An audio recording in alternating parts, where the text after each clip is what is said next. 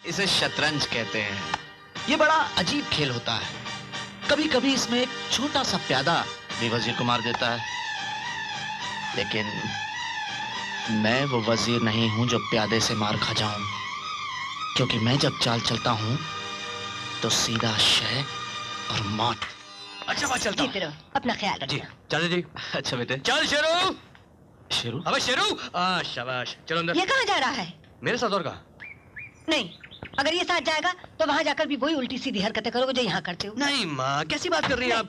ये हरगिज नहीं जाएगा। सुन लिया ना माँ ने क्या कहा? माँ की बात तो माननी ही पड़ेगी दोस्त। चलो रखो सामान नीचे। गुड। अबे नाराज क्यों होता है? ये भी तो सोच कि अगर तू मेरे साथ चला गया तो माँ तो यहाँ बिल्कुल अकेली हो जाएगी।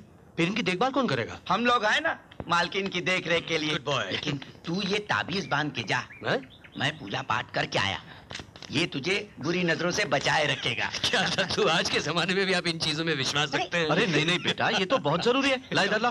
चाचा जी।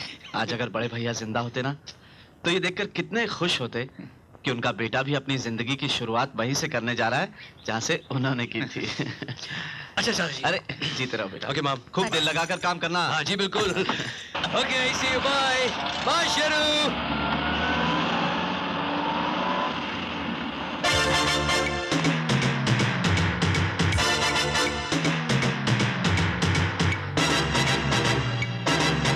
चंबा।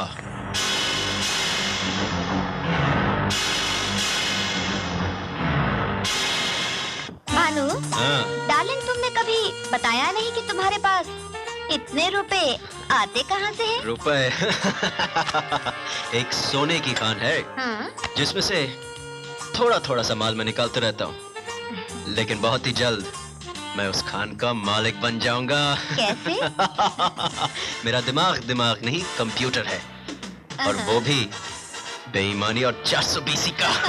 अब आप उस बेरूपी की चिंता मत कीजिए शांति प्रसाद जी, अब वो हमारे कब्जे में है।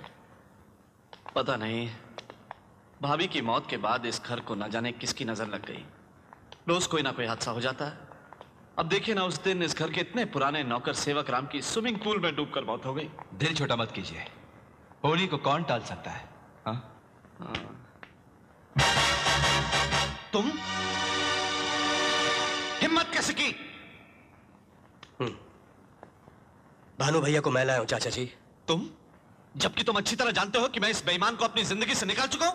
आप मेरी बात का तो यकीन कीजिए चाचा जी, अभी बिल्कुल मेरी तरह हो चुका है। कल वो जैसे भी था, लेकिन आज वैसा नहीं है। वरना मैं इसे लाता ही क्यों? इंसान तो वक्त की तरह होता है, बदलते ही रहता है। और फिर भानु भैया की मुझे बहुत जरूरत है। तुम्हें इसकी क्या जरूरत है? मुझे ही क्यों, हम सबको जरूरत है। जरा सोचिए, अगर भानु भैया हमारे साथ होते तो उस दिन जो दफ्तर में हुआ हो पाता? वो मेरा हमशक्ल इसी बात का तो फायदा उठाना चाहता कि हम आपस में एक हैं नहीं। क्यों कमिश्नर अंकल? हाँ। वो तो ठीक है, लेकिन चाचा जी, इसे तो भगवान भी सजा दे चुका है। शक्ल तो देखिए इसकी। आप बड़े हैं, पहली गलती समझकर माफ कर दीजिए प्लीज, मेरी खातिर। पाँव छू, माफी मांग। बस ठीक है। जा पीछे जा। वेल डन किशन, तुम वाकई स्मिता देवी की बेटे हो। I am proud of you. Commissioner uncle, माँ के गुजर जाने के बाद पहली बार मैंने महसूस किया कि अपनों से दूर या उनके बगैर रहना कितना मुश्किल होता है, कितना मुश्किल होता है। सर ये लीजिए 2 लाख रुपए जो आपने कल मंगाए थे।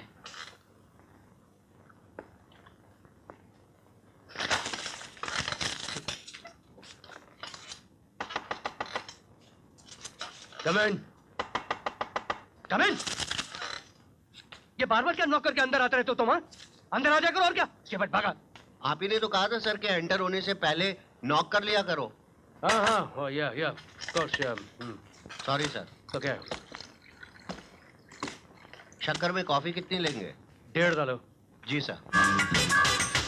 जरूरत नहीं, शक्कर खा लूंगा फिर कॉफी पी लूंगा। देखिए डालो। जी नहीं कुछ नहीं। कम ऑन डालो।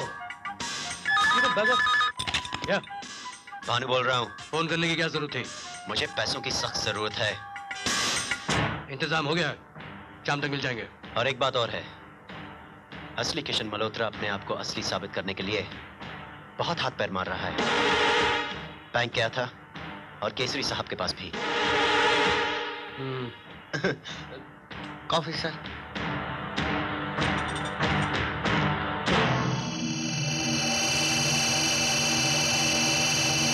डार्लिंग, ये लो, दूध पी लो। दूध पी लो। दूध तो मैंने बचपन में भी नहीं पिया। Get me a whisky. Please किश डार्लिंग। वैसे भी शराब पी पी कर तुम्हारा दिमाग खराब हो गया है। मेरा मतलब है, जब भी देखती हूँ किसी न किसी टेंशन में रहते हो। पी लो ना। Come on ma'am. मेरे लिए प्लीज। सेहत के लिए अच्छा होता है। दिमाग भी ठंडा हो जाएगा तुम्हारा। वैसे बात क्या है? I mean, what's wrong with you? कोई प्रॉब्लम आ गई है क्या? नमस्ते किशन साहब। यस, कौन है आप? क्या चाहिए आप लोगों को? आप लोग अंदर कैसे आ गए? आप भूल रहे हैं किशन साहब, आज 15 अगस्त का दिन है। तो आज ही के दिन ये घर खाली करने का आपने वादा किया था। पैसे तो हम आपको सारे दे ही चुके हैं और ये रहे पोजीशन के कागजात। बहुत बहुत धन्यवाद। फैक्ट्री और ऑफिस का तो पोजीशन हम लोग ले ही चुके हैं। शाम तक आप इसे भी वैकेट कर दीजिए। अच्छा, हम चलते हैं। जय राम जी। चलिए। ये तो मेरा सिग्नेचर है। किश डार्लिंग, ये सब क्या हो रहा है? ये क्या बोल रहे हो तुम? जिसका डर था वही हुआ रीटा। उस हरामजादे ने घर, ऑफिस, फैक्ट्री सारा कारोबार बेच दिया। एक फूटी कौड़ी तक नहीं छोड़ी उसने। पर अब तो मुश्किल की बात यह है कि भानु और ढोलक भी यही समझेंगे कि मैंने सब कुछ बेचा है। हाँ हरामजादे, सब कुछ बेच दिया तूने।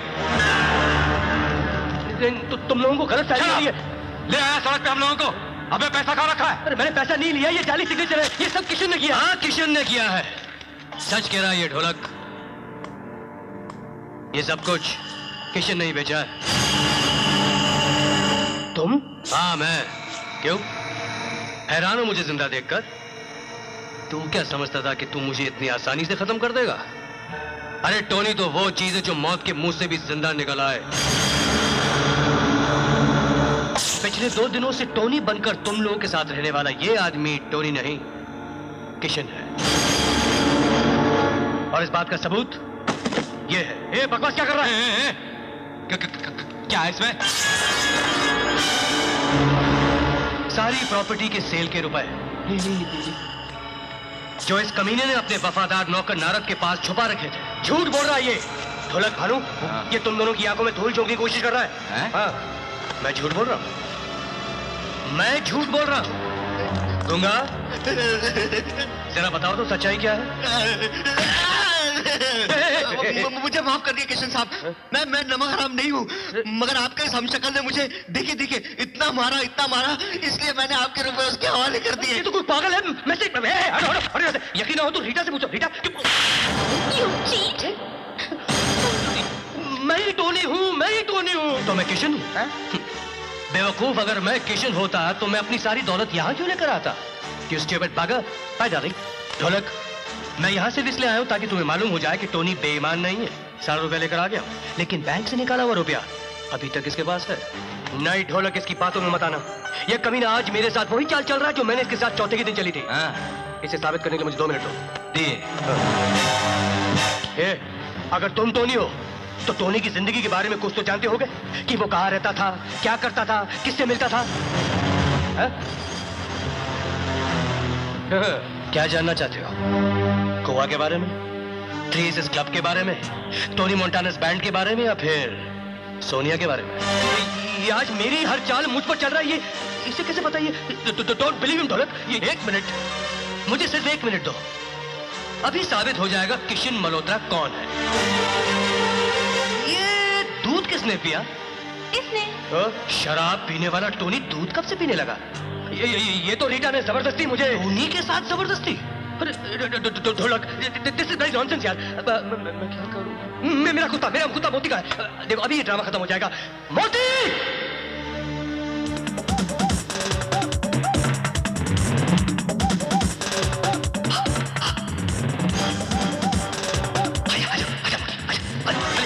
मोती, अरे ये पागल कुत्ता मोती पागल हो गया। कुत्ता नहीं पागल यार।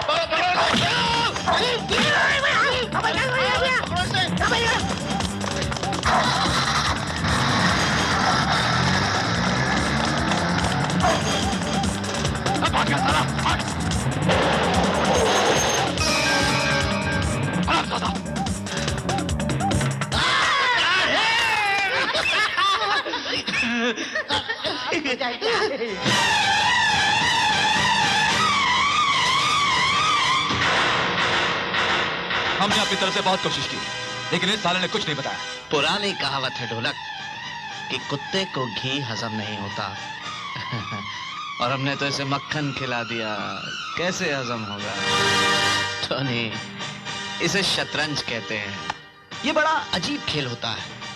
कभी कभी इसमें एक छोटा सा प्यादा भी वजीर को मार देता है, लेकिन मैं वो वजीर नहीं हूं जो प्यादे से मार खा जाऊं, क्योंकि मैं जब चाल चलता हूं तो सीधा शय और मौत। आप लोग फजूली मुझ पर शक कर रहे हैं। मैंने बैंक से रुपए नहीं निकाले हैं। मैं तो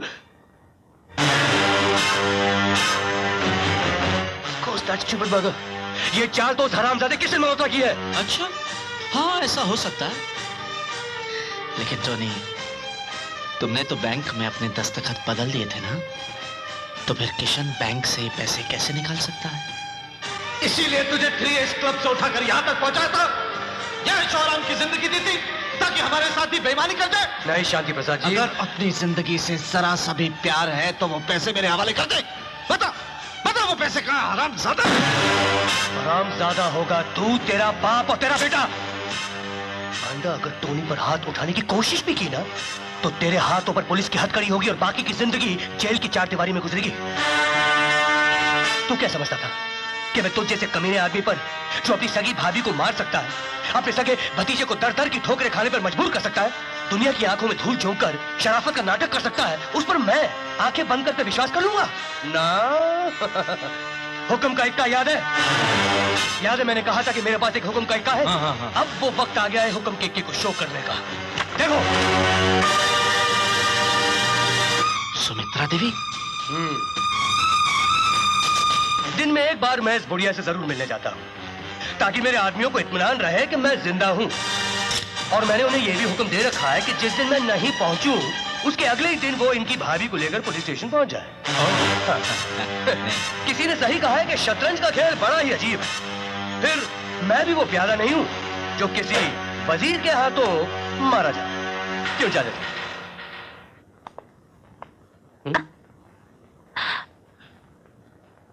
भानु, ढोलक के बाहर। तुमने पी हुई है? तुमने? Rita my darling, I love you, I love you. किश डार्लिंग, तुम मुझे एक बात बताओ। बोलो। ये ऑफिस, ये बंगला, ये सब तुम्हारा ही है ना? हाँ मेरा है, सिर्फ मेरा, और शादी के बाद तुम्हारा होगा। क्यों पूछा तुमने? वो क्या है ना, वो तुम्हारा वो चाचा का बेटा है, क्या है उसका नाम? हाँ इडियट भानु। हाँ, और वो टी ढोलक। ये लो, तुम साले कुत्ते हैं, डॉग। ये लो डॉग, वाव वाव वाव वाव। मेरे पीछे आगे पीछे तुम हिलाते रहते हैं सारे डॉग। वो जो भानु है ना, भानु एक नंबर का हरामजादा, कमीना, जलील और धोखेबाज आदमी है। वो उन लोगों में से है कि जो इस थाली में खाते हैं ना, उसमें छेद कर देते हैं उल्लू का पटा। और ढोलक तो कमीनों का सरदार है। कमीनेपन में तो वो भानु से भी 2 कदम आगे है। एक नंबर का लालची, रिश्वतखोर आदमी है। पुलिस के नाम पर धब्बा है, धब्बा, यू नो, ब्लैक स्पॉट। नहीं ढोलक, नहीं, अभी नहीं। नशे में बकने दे इसे, पता तो चले इसके दिल में कितना जहर है हमारे लिए। ठहर जा। खैर तुम मुझे अभी मिल गई हो ना डार्लिंग। अब मैं चुपचाप से ये घर, ये फैक्ट्री, सारा कारोबार बेच बूझ के यहाँ से बहुत दूर निकल जाऊंगा। फिर मैं तुम्हारे साथ अपना घर बसाऊंगा, लेकिन दुनिया के हर शहर में मेरा घर होगा। एक लंदन में, एक पेरिस में, एक पेरिस में भी, एक न्यूयॉर्क में। डार्लिंग अभी हमको बहुत नींद आ रही है।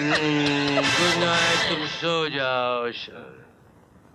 सुना सुना, इस हरामजादे के दिल में हमारे लिए क्या है? खैर कोई बात नहीं, अभी साला नशे में है, सुबह बात करते हैं इससे।